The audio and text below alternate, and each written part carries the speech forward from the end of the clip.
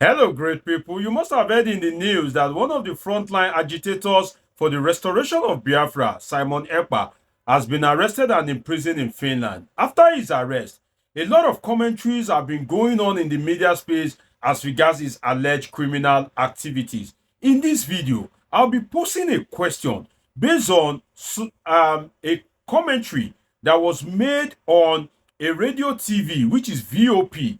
I was listening to the program by Precious Ayin, which is Evening Rush with Precious on VOP Radio TV on YouTube.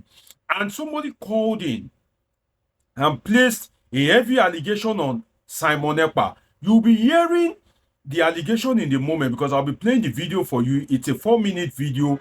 But then it crossed my mind that is Simon Ekpa really guilty of this crime? I don't like to jump into conclusion. If I'm not sure of something, I try to seek knowledge. And that's why I've made this video to ask Igbo people. So if you're an Igbo man watching this video, particularly if you're in the Southeast, or perhaps you are in the diaspora and you are always in touch with your people in the Southeast, is Simon Ekpa truly guilty of this crime? There's no way you wouldn't have heard something related to these crimes that was mentioned as regards execution of Igbo people by Simon Ekpa and being kept in a ditch, different kind of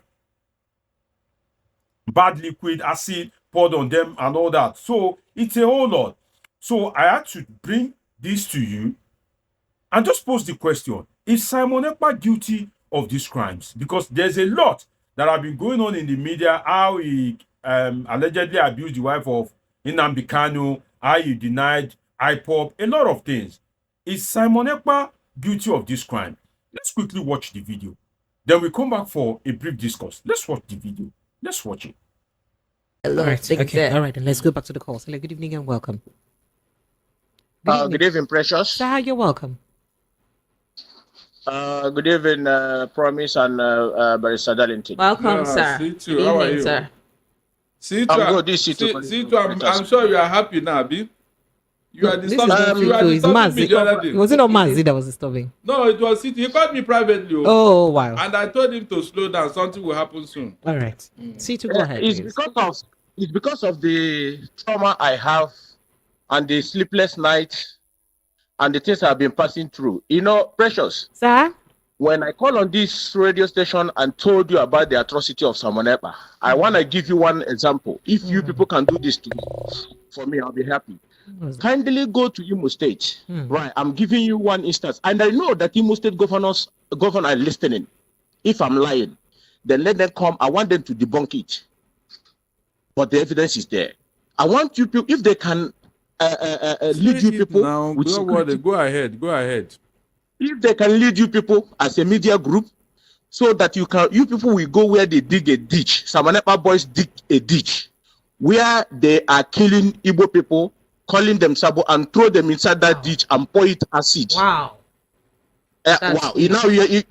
Now it's not propaganda. It's the I said I am calling them now. Where in Imo State is this happening? Where in Imo State? And one of his boys, one of his boys, as I'm speaking to you now, is on the station. He is the one now telling Imo governor everything they have been doing. Go and do your research. I say I will call him. What part of Imo State did this happen? Sorry? What part of Imo State did this happen? I'm calling them for you now.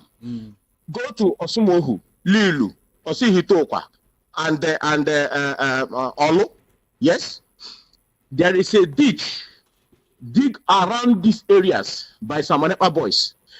When they caught somebody, Simon Ekpa boys are into criminality in our land. When they catch you, they took your car, they sell it by pass, and they kill the person. And sometimes they release the person. Sometimes they kill and collect the person money from POS, and they kill the person. They throw it in that ditch and pour it acid.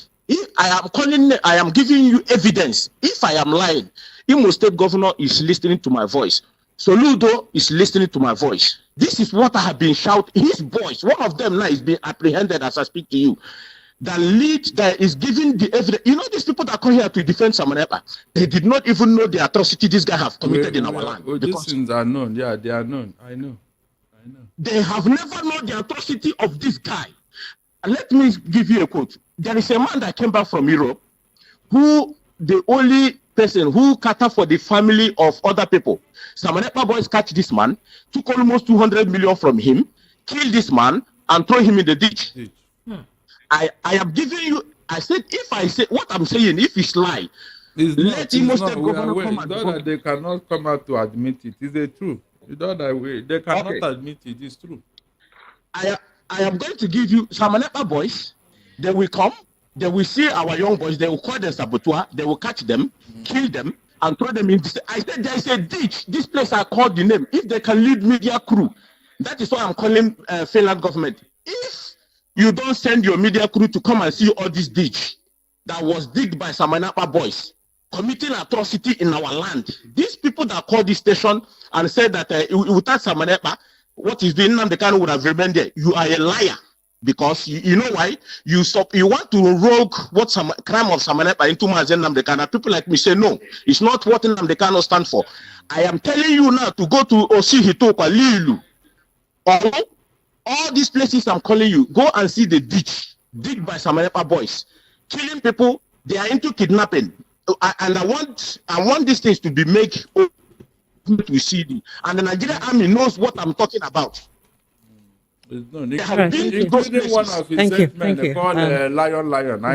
You've made your point, and it's now up to the authorities to investigate that further. I appreciate you. Thank you so much. There you have it. I mean, these are serious crimes. These are heinous crimes against the people of the Igbo race. So the question is, can an Igbo man really be guilty of committing this crime, and to what end? And that's why I'm posing the question to you. Perhaps you live in the southeast and you are not an Igbo person. You must have heard one or two things about this thing. Tell me in the comment section. Make it participatory.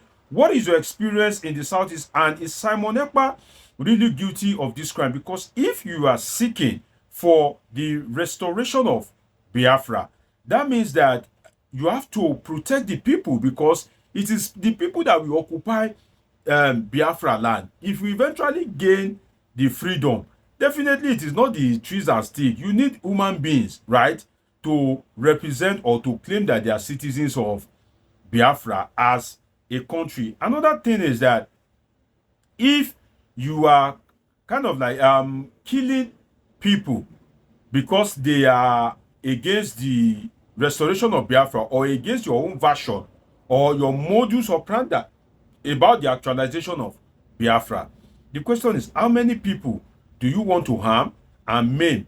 Because at the end of the day, there are so many people that still believe in a united Nigeria, perhaps because they are profiting from it. It may be because of their selfish interests, but there are people that are pleased with the current structure of Nigeria. So what will happen to them?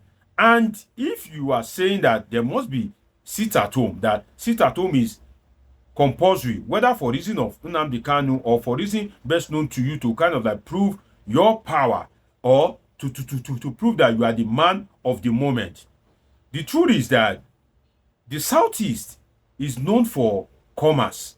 They are business people. So if you are declaring sit at home on Monday, are you really a friend of the Southeast? Because you are declining the economic productivity of the Southeast. So are you really a friend of the Southeast? And another thing is that if these things, these heinous crimes are being committed, the question is, could Simon Ekpa even be aware of this crime, or the advocacy, or if we like, the radicalism has gone even beyond the reach of Simon Ekpa?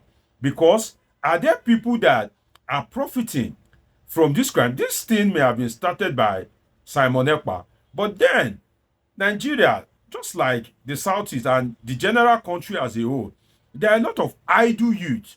When I went to the Niger Delta for data collection of a scientific research, I saw able-bodied men. You know what it means to see able-bodied men? Young men that they'll just wake up in the morning, they have all the energy in their body and there's no work, there's nothing. They are just sitting down under trees. So could it be that idle men have been able to take over this thing and profiting from it? Are they profiting from it at the expense of the ideals of Simon Ekpa? And if that is so, what has Simon Ekpa himself done to stem the tide? Because the truth is, There is no way, if Simon Ekpa, as he allegedly proclaimed himself as the Prime Minister of Biafra, there's no way, if he's truly in charge, that such report would have gotten to him.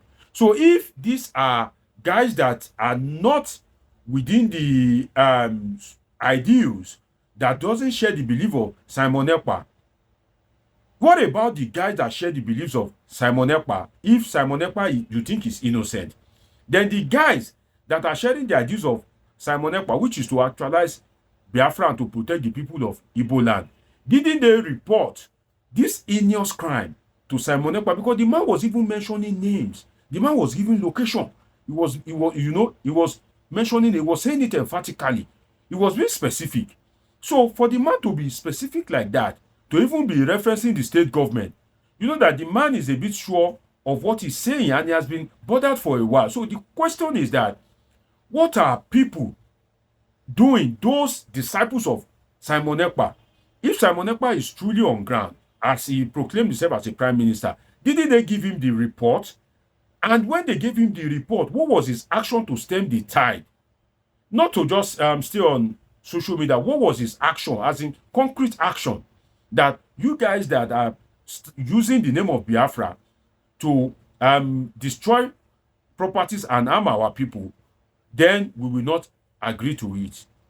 Has there been anything of so? Because these are fundamental, serious accusations. But then, I don't have the information, and I don't claim that I know everything. So I have to ask people of the Southeast, is Simon Ekpa guilty of this crime? If you're opportune to watch this video, sincerely, I just want to hear from you, even if it is a yes or no. You don't need to say long story. You can say, oh, yes, no, or you can be neutral, that I don't have information on this issue. You know, so you don't need to type long speech too. But I look forward to hearing from people, particularly the Southeast. It's been an interesting time with you on this episode of Politics with Dr. Omoshola Deji. Dr. Deji is a political scientist with a PhD in political science, and this is where we relax to analyze politics and happenings in the polity. Do well to subscribe, turn on your notification button, catch up with my past video. Of course, I have great, interesting, wonderful videos coming your way. Till I see you again, of course, you already know that I love you all sincerely.